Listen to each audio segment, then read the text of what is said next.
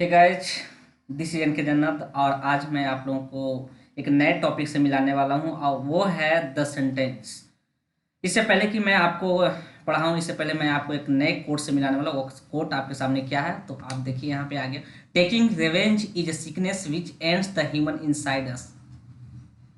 इसका मतलब हुआ कि बदला लेना एक बीमारी है जो इंसान के जो मनुष्य के अंदर के इंसान को ख़त्म कर देता है। इसका मतलब ये हुआ।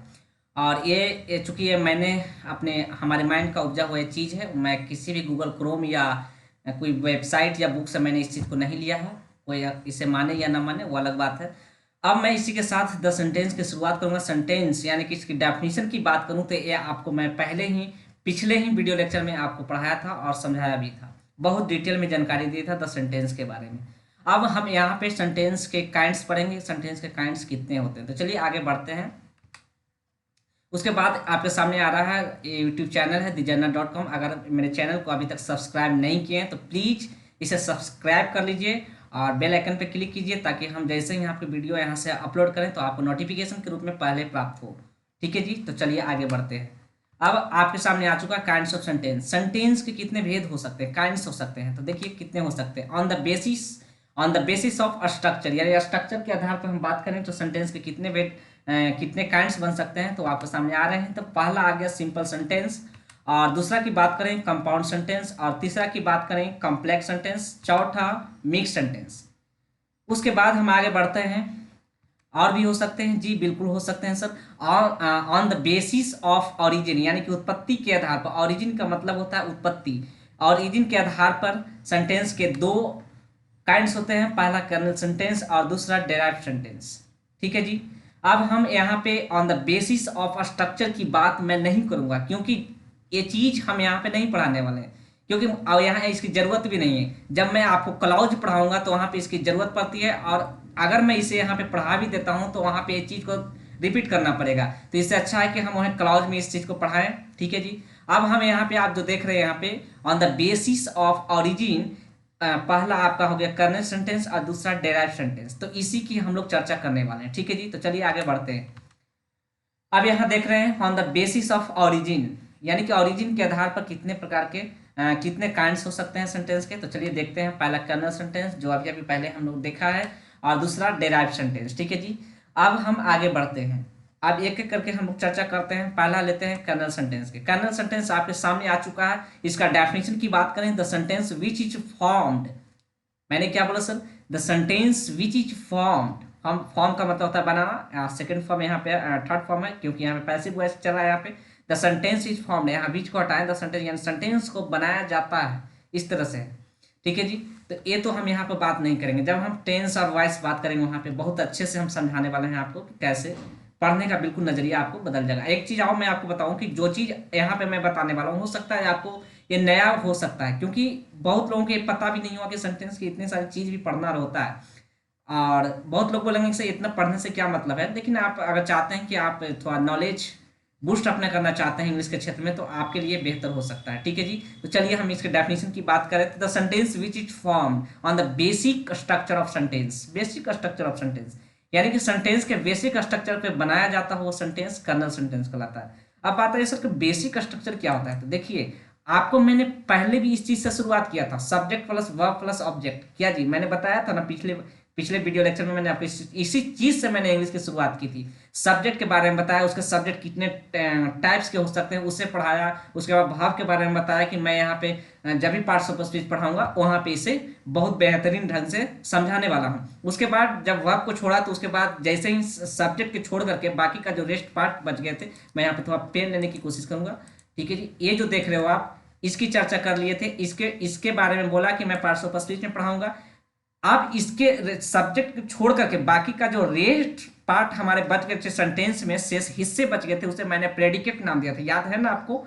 तो प्रेडिकेट के अंदर देखिए वर्ब ऑब्जेक्ट कॉम्प्लीमेंट होता है। वर्ब के बारे में तो बता ही दिया कि हम पार्ट्स ऑफ स्पीच में पढ़ाएंगे। उसके बाद ऑब्जेक्ट पे गए तो ऑब्जेक्ट के भी बारे में हम लोग पढ़े बहुत बढ़िया से। उसके बाद ऑब्जेक्ट खत्म करने के बाद कॉम्प्लीमेंट पे आया, कॉम्प्लीमेंट भी बहुत बढ़िया से हमने हमने समझाने की कोशिश किया है आपको। तो आई होप आप इसे समझ चुके होंगे। तो देखिए यही है आपका बेसिक स्ट्रक्चर। ठीक है जी। अब हम आगे बढ़ते हैं। अगला है, इसी को नाम दिया मैंने बेसिक स्ट्रक्चर। ठीक है जी। अब हम आगे बढ़ना चाहेंगे। ठीक है जी। अब एग्जाम्पल आपके सामने है, आरुचि इनवाइटेड मी, आरुचि ने मुझे आमंत्रित किया। ठीक है जी। तो ये जो आप देख रहे हो सब्जेक्ट वर्ब का सेकंड फॉर्म हो गया, ये ऑब्जेक्ट देख रहे हैं आप, इसी पे है कि नहीं है? है। आप लोग से बिल्कुल है इसी पे। अब हम आगे बढ़ना चाहेंगे। ठीक है जी। अब दूसरा है आपके सामने डेराइव सेंटेंस। डेराइव का मतलब क्या होता है? उत्पन्न करना, व्युत्पन्न, जिससे आप बोल सकते हो उत्पत्ति करना, डेराइव का मतलब। ठीक है जी। डेराइव का मतलब तो उत्पन्न करना, यानी कि हम अगर कर्नल सेंटेंस को लें और उसी से उत्पन्न अगर हम करने डेराइव कर दें सेंटेंसेस को, तो डेराइव सेंटेंसेस बन जाता है। ठीक है जी।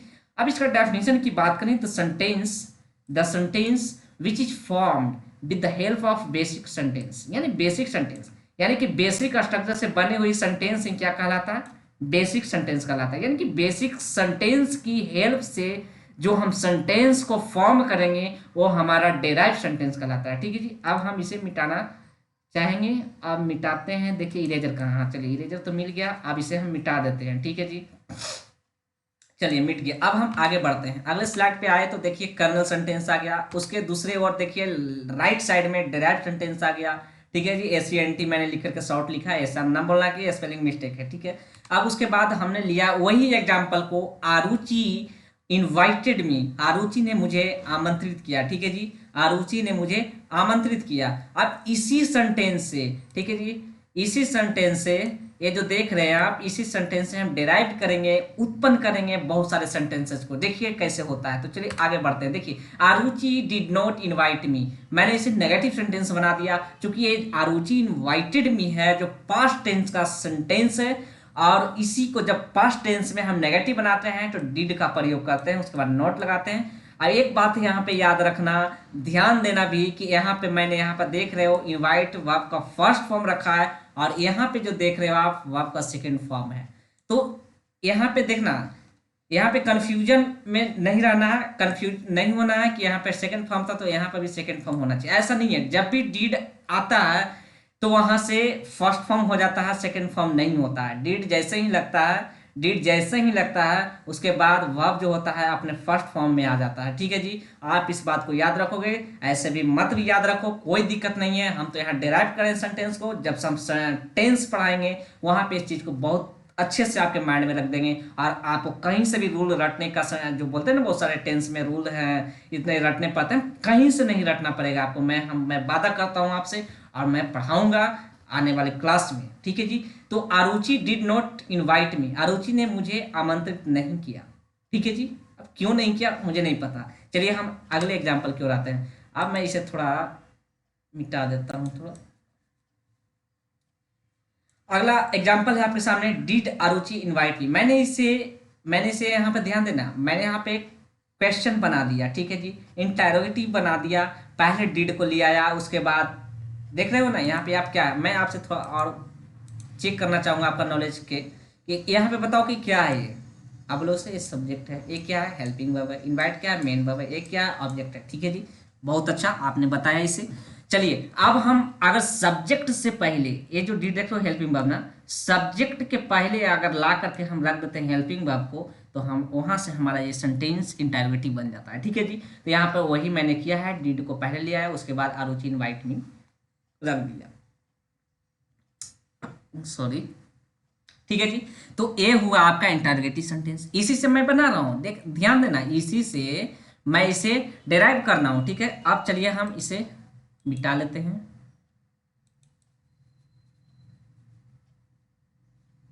चलिए अब आपके सामने है, डिड आरुचि नोट इनवाइट मी, क्या मुझे आरुचि ने इनवाइट नहीं किया, इसका मतलब ये हुआ। ठीक है जी। तो ये हुआ हेल्पिंग वर्ब, ये हुआ सब्जेक्ट, नोट हो गया, आप समझ रहे नेगेटिव वर्ड है, और यहाँ पे ये देख रहे हो मेन वर्ब, यहाँ पे ऑब्जेक्ट। ठीक है जी। चलिए अब हम अगले एग्जांपल पे आते हैं। व्हाई डिड आरुचि इनवाइट मी, इसको बोलते हैं WH इंटरोगेटिव। ठीक है जी। तो यहाँ पे देख रहे हो ये WH इंटरोगेटिव है, इंटरोगेशन वर्ड है ये, और इसका मतलब हुआ कि डी वाई का मतलब क्यों होता है, डिड आरुचि इनवाइट मी, यानी कि डिड के पहले भी अगर WH अगर कोई हम फैमिली को करके लगा देते हैं, इसका मतलब कि आरुचि ने मुझे इनवाइट क्यों नहीं, आरुचि ने मुझे इनवाइट क्यों किया, क्यों किया, इसका मतलब ये हुआ। ठीक है जी। ये हम उसी से हम डेराइव कर रहे हैं। ठीक है। अब हम अगले एग्जांपल की ओर चलते हैं। Why did Aruchi not invite me. ठीक है जी। इनवाइट मी, तो इसका मतलब हुआ कि आरुचि ने मुझे इनवाइट क्यों नहीं किया। अब क्यों नहीं किया नहीं मुझे नहीं पता, ठीक है। चलिए हम अगले एग्जांपल पे आते हैं। आई वॉज इन्वाइटेड बाई आरुचि, मुझे आरुचि के द्वारा इन्वाइट किया गया। तो ये चीज था, आपको कर्नल सेंटेंस से डेराइव मैंने किया ये सारी चीजें। और अगले वीडियो लेक्चर में मैं आपको बताऊंगा कि अब हम कौन से सेंटेंसेस पे आना है, क्या पढ़ना है हमें, ठीक है जी। तो मैं उम्मीद करता हूं कि आप इसे समझने की कोशिश किए होंगे। अगर ना भी समझे होंगे तो इसे आप बैकवर्ड कर करके देखिए, आपको अच्छे से समझ में आ जाएगा। अब हम अगले वीडियो लेक्चर में मिलते हैं एक अगले नए टॉपिक के साथ। तब तक के लिए थैंक यू, टेक केयर।